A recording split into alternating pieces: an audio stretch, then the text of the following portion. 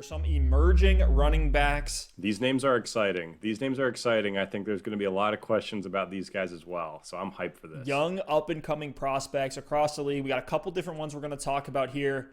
And this is a rest of season outlook. We can talk about week 9. I think some of those takes will kind of weave themselves in. But looking rest of season at some of these names, we want to say, for a guy like Chase Edmonds, and we'll go ahead and start with him. How are you treating Chase Edmonds not only this week, but rest of season? I know he's a smash play this week, but is he a guy that, are you going to value him as an RB1 until even when Drake comes back? It's tough with Chase Edmonds rest of season, but this week I think he's definitely an RB1 and he is a must start. But for the rest of season, I think you kind of have to wait and see what happens this week with Chase Edmonds and how he looks. Because for me, I think this should be a perfect opportunity for Chase Edmonds to show out, have an explosive, awesome game, and take over that backfield. But whether it's the right move or not, part of me still thinks that Kenyon Drake could come back from injury, regardless of how Edmonds plays, and get his workload back. So to me, if Edmonds comes out, he just looks so-so. Maybe he gets you a solid fantasy week. Maybe he puts up 15 points, but from an NFL running back perspective, he's just average. I think Drake will eventually walk back into his workload. For me, if Edmonds comes out and lights the world on fire with a 3-touchdown game, that's going to propel him into being an RB1 potentially for the rest of the season. So this is the kind of guy that is a league winner, a guy who's talented, on a good offense, is getting opportunity. But for that to happen, I really think Kenyon Drake is going to have to miss significant time, or I think Edmonds is going to have to absolutely ball out here in these next 2 games. But, Edmonds as is, I know you'll talk a little bit about his efficiency this season and what he's done with minimal touches, but only 4 carries and 5 targets per game so far this season.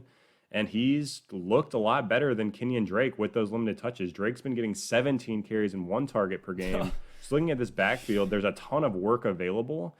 And typically with more volume, your efficiency will come down. But as far as the eye test goes, Chase Edmonds has been phenomenal so far this year. So I know that's a bit of a nebulous answer, but my thing is if you have Chase Edmonds, you lock him into your lineup until Kenyon Drake comes back. And if you don't have Chase Edmonds, you probably missed out. I wouldn't go unless you have depth on your bench and you can get him at a reasonable cost. Maybe you maybe you trade for him, ride it out until Kenyon Drake comes back and hope that he takes over that job. But I wouldn't be going and selling pieces that are going to be valuable as starters for the rest of the season for Chase Edmonds until we know more. Right now, Drake is listed as day-to-day. Sounds like he's not going to be ready to play this Sunday against Miami, but after that, they have Buffalo, Seattle, New England, and Drake could come back in one of those games here. So it sounds like it wasn't as severe as initially thought. We saw the injury actually happen for Drake, but the low draft investment, the low amount of invested capital and contracts with Kenyon Drake versus Chase Edmonds plays right to your point. Drake's going to come back and have a role, as the Cardinals have shown all season. Edmonds was a 4th-round pick. He's making less than $1 million this year. Kenyon Drake is making $8.4 million right now. So Edmonds has been shown to be an explosive player. And what you said, a limited snap volume, playing less than 50% of snaps until Drake got injured. Edmonds has had weeks at the 20, 15, 13 fantasy point range already this season. So I think he's going to explode. As far as week 9 against Miami, the matchup isn't as easy as it used to be. We used to see the Dolphins' defense as one that you could run all over. They're kind of coming together, but Edmonds is a top 10 must-start running back this week. I know we all got burned by Alexander Mattison as a handcuff smash play earlier in the year. You remember Dalvin Cook went out, and then they had the game against Atlanta. We all thought, Alexander Mattison, that's an auto-start instant smash. Didn't end up panning out that way, but Edmonds' receiving usage and production, even with Drake on the field, makes this a different situation than Mattison. Love Chase Edmonds now. And hopefully he can take over that backfield. Maybe you find a diamond in the rough, but I'm not so sure that Cliff Kingsbury is just going to hand the reins over to Edmonds when he's got Drake there for $8 million. Let's talk about another young, up-and-coming running back, rookie running back, JK Dobbins. I'll go ahead and throw out my take there first. As an owner in redraft exclusively, it's been a guy that I've had stashed in some different places. I actually acquired him in a trade that it did involve Chase Edmonds. But for J.K. Dobbins, for me, you got to hold him because he could be a league winner. Mark Ingram's injury could last a little bit longer than was initially reported. It's a high ankle sprain that Ingram suffered. We saw it slow even Saquon and Alvin Kamara down last season. Now we're talking 30-year-old Mark Ingram And JK Dobbins really impressed against the best defense in football in week 8. Against the Pittsburgh Steelers, Dobbins had 15 attempts for 7.5 yards per carry. He also added a reception for 8 yards there. You may say, oh, do I want JK Dobbins here? Like, Lamar's not playing up to his potential, what we saw, some of the peaks from 2019. But even if Lamar doesn't regress at all, we just saw JK Dobbins put up 13 fantasy points against the Pittsburgh Steelers. So with Dobbins and his efficiency all season, this is what you need to see from him, that we aren't seeing from a guy like Jonathan Taylor, that makes him much more appealing in fantasy. And this offense has the highest touchdown upside of pretty much any in the league outside of like Kansas City, maybe a few others here and there, Seattle. But they run the ball a ton. On 6 carries a game, Dobbins is top 5 in yards per attempt, yards per touch, breakaway run rate, top 10 in juke rate. Like, the efficiency from this guy is just incredible. They do have some tough matchups where, I think Dobbins can still be a deep streamer, but not ideally a guy you want to plug in your lineup. Think like Chase Edmonds when Kenyon Drake was back in the lineup, where, he has the ability to give you close to a 20-point outing. He also has the ability to give you a 5-point outing, but he's efficient enough to get it done. The playoff schedule, and this is where this take here on hold JK Dobbins if you have him. Go acquire him cheap if you can. You probably can't until Ingram comes back, but the playoff schedule, Week 13 on, is glorious for the Ravens. They have Dallas, Cleveland, Jacksonville, the Giants, and Cincinnati. So you love that stretch they have there at the end. J.K. Dobbins, to me, could be a league winner, especially if your team gearing up for the playoffs. Yeah, I mean, Steph, I was looking around in our league today, and I thought about making you an offer for J.K. Dobbins, and I didn't even bother because I know that you know what I know. And, dude, I liked what I saw from Dobbins in that game against Pittsburgh. He looked great against the top run defense in the NFL right now. The Steelers were allowing, I think it was 68 rush yards per game going into last week, and they gave up 265 rushing yards to the Baltimore Ravens. So to me, I mean, that's one, Dobbins looked fantastic, but two, this Ravens team is just going to be able to get it done on the ground. It's what they do, and we knew it's going to be what they do, and regardless of the matchup, the Ravens are going to run the football early and often. J.K. Dobbins is going to be a huge benefactor of that, and he is a must start to me. He is a must start to me as long as Ingram is out as an RB2. I think when Ingram comes back, he is more in that flex territory. I'm going to be interested to see how this backfield kind of splits out when all 3 of these guys are there. The Ravens seem to really like Gus Edwards. He had a good game against Pittsburgh as well.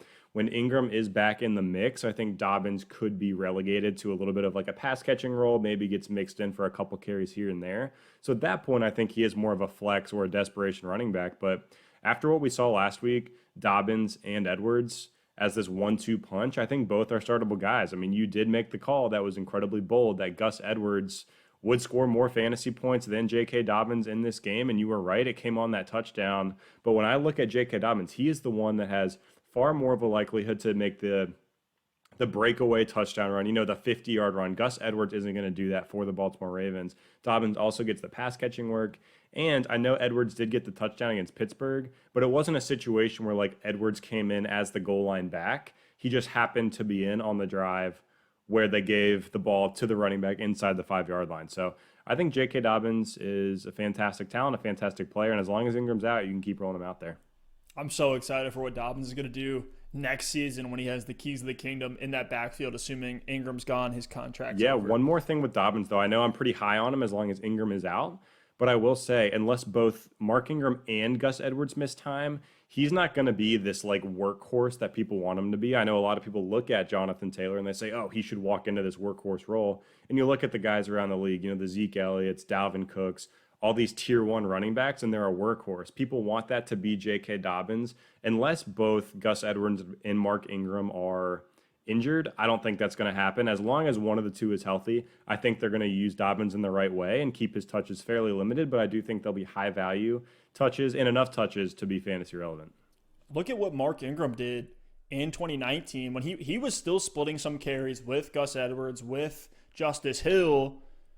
There's no guarantee that the Ravens bring Gus Edwards back either. I believe he's in a contract year. You can spot check me on that. But Mark Ingram was the RB11 in PPR in 2019. So J.K. Dobbins is just as high of a ceiling. If you're in any sort of dynasty league, want to pick him up as soon as you possibly can. The second he has a down game, see if you can acquire him. It's going to be pretty tough, though. If somebody drafted him, they're probably all in. But let's move over to another running back, a guy that I know you had to start in some spots and absolutely delivered. And it was DJ Dallas, rookie running back out of Seattle. And he was in a situation where, unfortunately, Pete Carroll is this kind of guy. He's not going to come out and tell you who's injured, who's starting, who's not. You had to wait as a game time decision at the 4 p.m. games. Like in a situation where I had Dobbins or DJ Dallas, I ended up going Dobbins. Ended up not making the right decision. Still got the dub, but it was a tough one anytime you're talking about Pete Carroll here because he's not very clear with injuries. He's always like, oh, my guys are going to come back. They're healing properly. Everything's fine. And that's not always the case. And DJ Dallas had a fantastic game. Played 80% of snaps, had 18 attempts for 41 yards. Not very efficient on the ground, but did have a goal line carry that led to a touchdown, and then caught all 5 of his targets through the air for 17 yards and a touchdown through the air. So I know the 2-touchdown game is going to inflate those numbers, but that talks about the upside in those high-value touches that DJ Dallas could get his hands on. And I think, based on this game, you can tell me if this is a hot take, I think DJ Dallas has passed Travis Homer. Yeah. In that depth chart. I think really what you're looking at here, Carlos Hyde doesn't scare me at all. Carlos Hyde is so washed. Maybe he takes some volume on the ground, but that's not really why we like DJ Dallas anyways, because DJ Dallas was running at 2.3 yards per carry.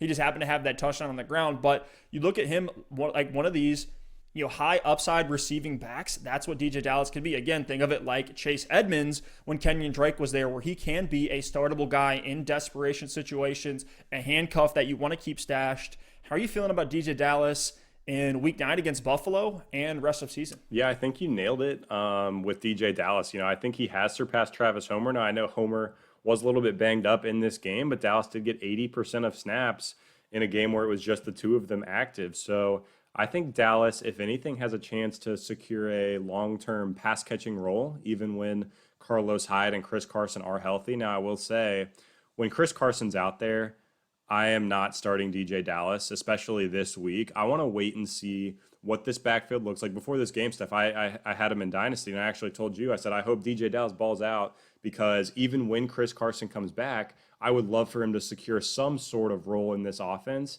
as this third down guy, or maybe someone who comes in and gives Chris Carson a break. So I think he might have been able to earn that in this game. Got 23 touches, had the 2 touchdowns, actually had a third touchdown that was called back. He did barely step out. DK Metcalf ended up converting that one. So DJ Dallas was trusted in this game. He was a 4th-round pick. They invested in the running back position in the draft when they already had Chris Carson, Rashad Penny, Carlos Hyde, Travis Homer on their roster. I know they were dealing with injuries at that time, but they're still dealing with injuries now, and they still went ahead and secured DJ Dallas to help that running back room. So I do think they have plans for him moving forward. If Carlos Hyde and Chris Carson are out, you start DJ Dallas. And I think if either Chris Carson or Carlos Hyde are active, you move Dallas to the bench so we can at least see the kind of role he's going to have in this Pete Carroll offense. But I wouldn't drop him completely if Chris Carson or Carlos Hyde are back. I still want to wait and see what his role looks like moving forward. And Chris Carson hasn't exactly been the pinnacle of good health so far in his career based on injury probabilities. So looking at medical history, Chris Carson's 6th in likeliness to get injured on any given game, any given play amongst all running backs. So you look at that too, and we know Chris Carson, the injuries and the risk that you take with drafting Chris Carson is why his ADP in drafts was a little bit lower, was coming off that hip fracture that he suffered in week 16 of last year. So I just have concerns for Carson's durability. If the Seahawks team is cooking like they have been, maybe it's a situation where they want to keep Carson on the bench and, let him heal up for a playoff run, which could lead to some fantasy value for DJ Dallas. So keep him stashed. I'm really liking what we've seen from DJ. The last one here, one more rookie. It's Zack Moss, who had the best game of his season so far. Rest of season, how do you feel about Zack Moss? Man, I like Zack Moss a lot. To me, this is a really interesting situation because it looks like just about an even 50-50 timeshare in Buffalo with Zack Moss and Devin Singletary. But the difference is Zack Moss is getting all the red zone work and a lot of the receiving work as well. He's getting all of those high-value touches. So this past week, 14 carries for 81 yards and 2 touchdowns on 54% of snaps. after a game where he started to get worked back in 2 weeks ago, and we said, okay, flags are up, alert everyone. Zack Moss, we need to keep a close eye on him against New England to see if he is taking over Devin Singletary's role.